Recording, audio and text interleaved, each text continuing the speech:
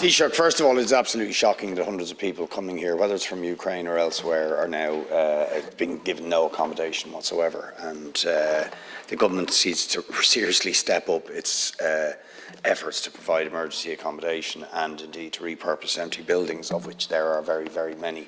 Well, can I say, Taoiseach, that when you look at the nuclear poker being played by Putin over, which raises the very real prospect of a Chernobyl on another scale, does it not give you a bit of pause for thought about this essentially victory or death response that the Western powers seem to have to this terrifying situation, and maybe the role Ireland could play in actually arguing for de-escalation and for some sort of ceasefire and indeed peace negotiations? I mean, where do you see this going, other than a terrifying direction that could lead to disaster?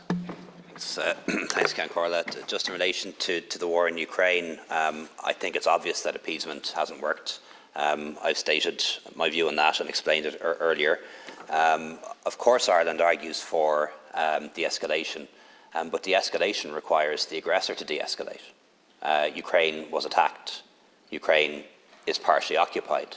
There can't be a de-escalation until the aggressor de-escalates. Ukraine can't de-escalate.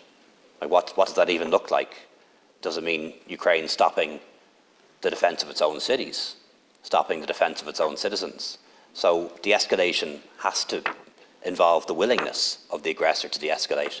And we had a very good engagement with the UN Secretary General in Brussels only last week and teased out with him the point at which it might be appropriate for UN intervention, for example, an independent intervention into the war in Ukraine. And he was very clear that he wouldn't be calling for a ceasefire at this point in time because he didn't think that that would be the right approach given the current situation on the ground and Russia's victory or death position. That is the greatest difficulty. And I don't think President Putin cares how many million young Russians die in that war. I do think President Zelensky does care about how many Ukrainians die in that war, and he doesn't want to see Ukrainians left behind enemy lines, and he doesn't want to see the Ukrainian children who've been deported to Russia not returned. And that could happen in a ceasefire scenario, so all that needs to be borne in mind too.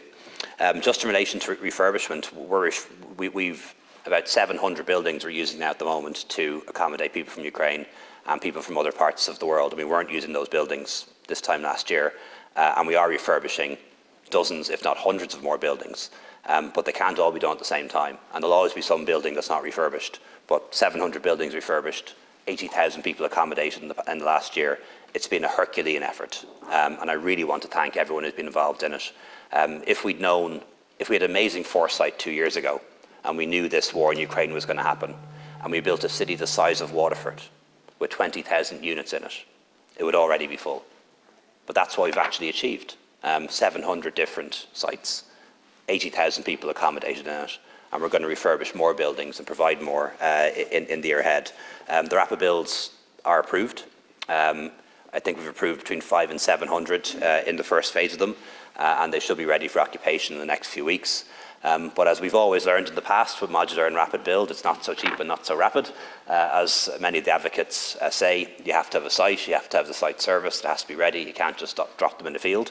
You have to order them, then they have to arrive, and then you have to get them from the factory to the site and make sure there's no low bridges on the way, because then you can't even get them to the site. So somebody who's been actively involved now in making modulars happen, and they are going to happen, they're not as rapid as people would hope they are, and that's just the reality of it.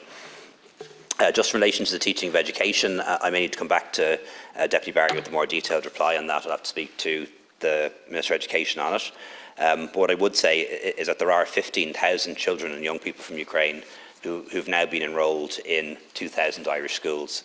I really want to thank the teachers, the principals, the school boards, those school communities. They've been phenomenal, quite frankly. It's not a small thing to take in 15,000 children with very little English in most cases, welcome them into your school and integrate them in the way they have. And I couldn't admire teachers and principals and school communities more for what they've done to respond to this crisis in the past year. as deputies will know, through RAILT, the regional education and language teams, we're doing the best possible to support children and young people from Ukraine. The teams work with schools, local educational assistance services and national assistance structures, and additional resources have been provided to RAILT for the enrolment of Ukrainian pupils, and additional RAILT resources have been appointed to areas under pressure. RAILT has also been extended to provide assistance to children under the Irish Refugee Protection Programme to find school places as well. In terms of capacity, which was raised by deputies, it is very tight in particular parts of the country, and we're continuously assessing the need for additional capacity in schools across the country.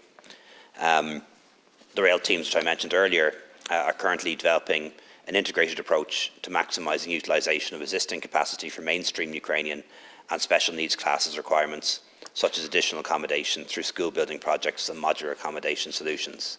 On English language provision in schools, there are 960 English and additional language posts. They've been allocated to just under 2,000 primary schools and post-primary schools who've enrolled children from Ukraine.